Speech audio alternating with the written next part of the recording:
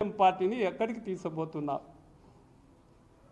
Telugu Desam party కోసం కష్టపడి పొలాలు అమ్ముకొని టౌన్ చుట్టూరు ఉండేటటువంటి పొలాలు అమ్ముకొని ఆ పొలాలు ఈరోజు నేను తెలుగుదేశం పార్టీలో చేరిన తర్వాత అమ్మిన పొలాలు 100 కోట్లు అవుతాయి.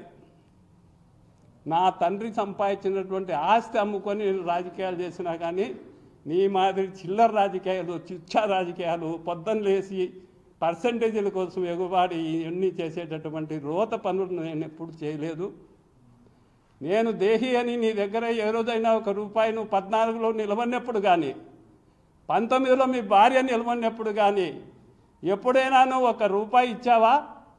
1 రూపాయి ఏమైనా చూపించావా? కనీసం ఈకుంటే మళ్ళీ అద్దంలో అయినా చూపించావా?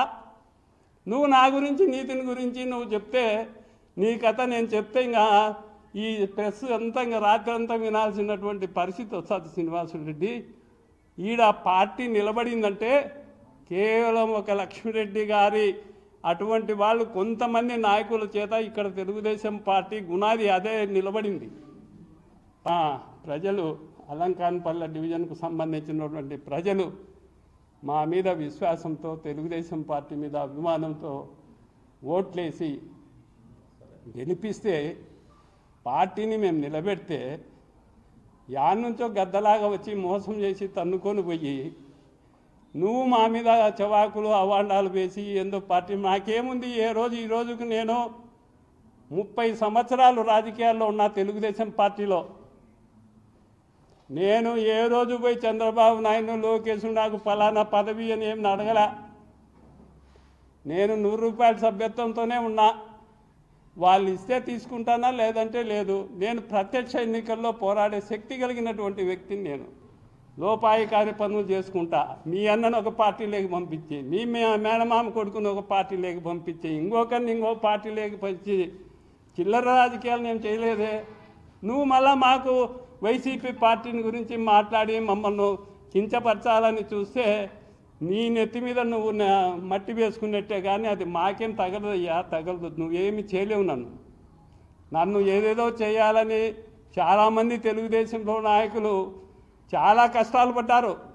కష్టాలు పట్టి కనుమరుగై కనపరాకుండా పోయినావు. ఇప్పుడు నువ్వు ఆ దశకు కనపరాకుండా పోయే దశకు దగ్గరగా వచ్చేసినావు. నువ్వు నేనేం కాను, నాకే పదవి వద్దు. 100 రూపాయల సభ్యత్వంతోనే పోరాడే శక్తి నా దగ్గర ఉంది.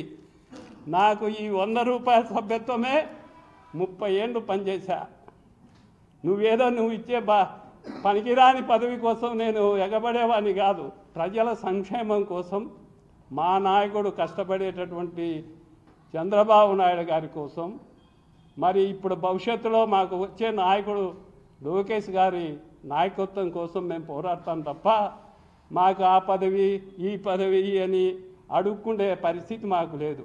నువ్వేదో మాకు పదవి ఇస్తున్నాడని నువ్వు ఇప్పుడు ఏదో ఒకటి బొమ్మలేసి మార్పింగ్ చేసి ఇట్లా చేసి అట్లా చేసి ఇట్లాంటి చిల్లర పనులు చేసుకుంటే నువ్వే బజారు పాలవుతావు తప్ప ఎవరు ఇక్కడ చెడిపోయే వాళ్ళు లేరు. ఇప్పుడు నీ కుటుంబంలో ఎన్ని రాజకీయ పార్టీలు ఉన్నాయో ప్రజలందరికీ తెలుసు.